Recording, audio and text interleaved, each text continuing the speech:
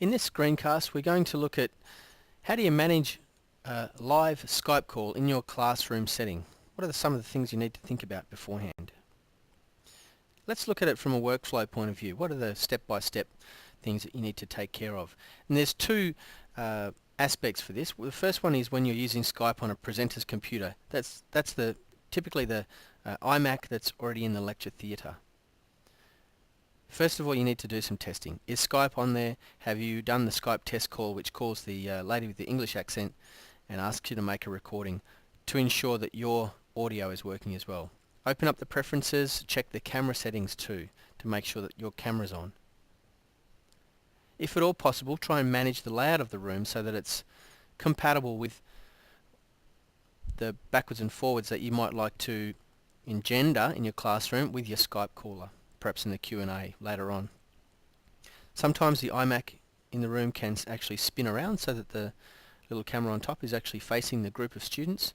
Other times it can't, so maybe you can bring in an extra webcam, but if you are going to do that, remember it's just increasing that other layer of complexity, so you do need to test it beforehand. Then you need to place the Skype call, but I recommend that you always have person's phone number or at least their email, have them set up so that their email is open on the other end, just as a backup. Skype is a pretty widely used tool. Most people know how to set it up and use it and make it work properly, but it is at the whim of the internet, so to speak, so things can go wrong. So you need to have something set up otherwise so you can just communicate with your other party. Then begin the recording process, very important. Don't forget to record it.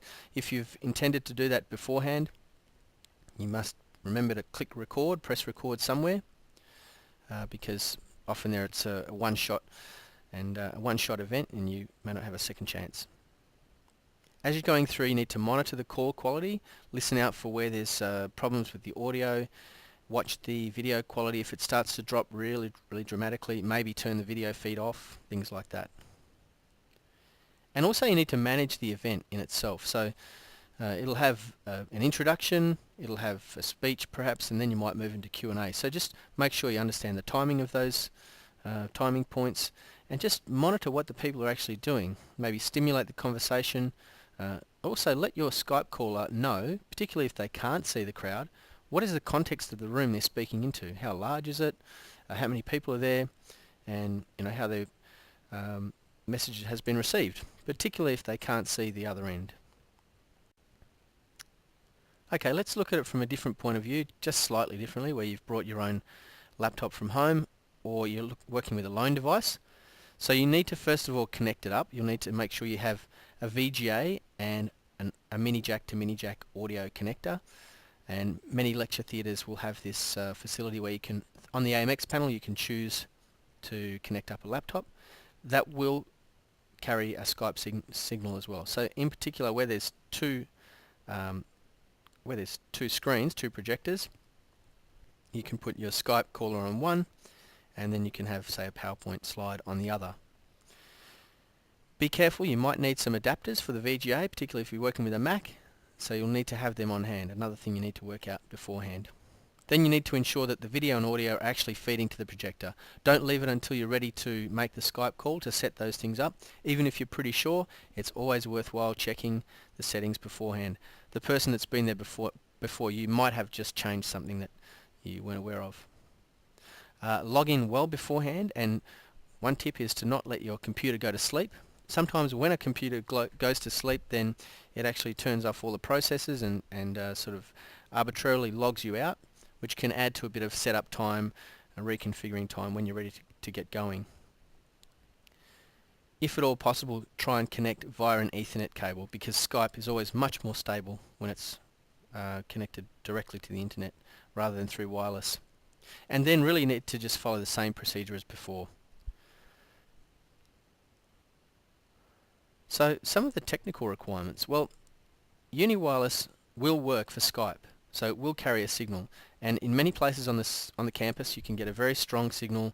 Full bars on your computer will show, and so Skype will be no problem. It'll work like a charm. But it's one of those things where a strong connection really is vital. If it starts to slide a little bit, you'll see a dramatic loss of picture, or your sound will start to get a bit garbled, and it really kind of ruins the whole effect.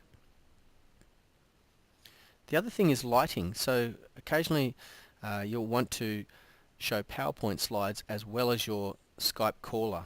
Now those two things are sort of mutually incompatible if you think about it, because a PowerPoint slide requires a darkened room, whereas someone being seen in front of a camera requires some amount of light. So you do need to manage that. You need to find the nice balance point.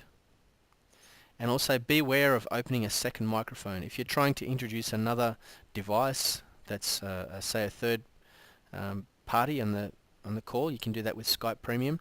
Then the way that lecture theatres are set up is that the voice of the speaker is amplified through the room, and this is a recipe for disaster. You will get a feedback loop. So you do need to manage that and understand how to manage that before you get going. So in a Q&A setting, you'll often want your students to, after they've listened to the Skype caller, expert in their field, to pose some questions and answers. This is really about courtesy to your other party, to the caller. So ask them to come and approach the computer. It's often the case that if you've got a roving microphone or something, that it's not that easy to patch into the Skype call. So you'll need to ask them to stand right up in front of the mic, announce themselves, and really speak nice and clearly so that the person on the other end really gets a good listen. Or just simply relay the questions for them when you feel that that's necessary.